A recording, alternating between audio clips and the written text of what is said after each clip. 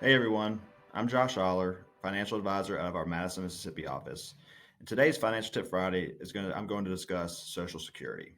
So often when we meet with clients, especially on the younger side, they want to know, is Social Security going to be around when I get to retirement? Is this a source of cash flow that I can depend on later on in my life? And while nobody knows for absolute certain, there's a lot of legislation, a lot of talk about changes that need to be made to Social Security. Based on my research, I firmly believe Social Security will be there in some form or fashion whenever we get to the retirement age. And so you have to think about it. Social Security was never really intended to pay benefits like it's paying now.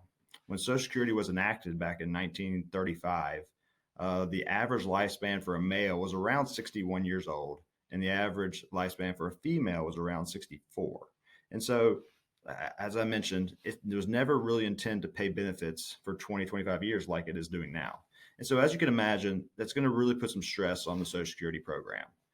And the most popular solutions to this problem that I've seen and I've read are twofold. Essentially, raising the tax base and then also maybe extending the full retirement age. And so when I say raising the tax base, right now, most people who are paying into Social Security, they pay 6.2% of their wages into the program up to a certain amount of wages. This year is $147,000. Next year in 2023, it's actually around $160,000. So once your income gets over that level, you don't pay Social Security taxes on that income. What would happen if we raise that number from 160 to 200, or maybe even $250,000? To really kind of make the high income earners keep paying into the Social Security program. If that were to be done, Social Security is automatically solvent for another 50, 75 years.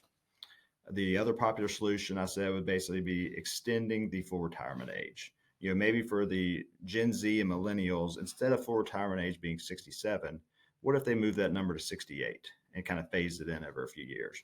As you can imagine, doing that would make the Social Security program solvent for another 50, 75 years. And so while we don't know exactly what's going to happen, probably going to be a combination of the two, I firmly believe that legislation will get done. We will make Social Security whole again, and hopefully everything will be there for the younger crowd to get those benefits when they retire. So that's our Financial Tip Friday for today. Feel free to reach out to me if you have any questions or concerns on this. Thanks.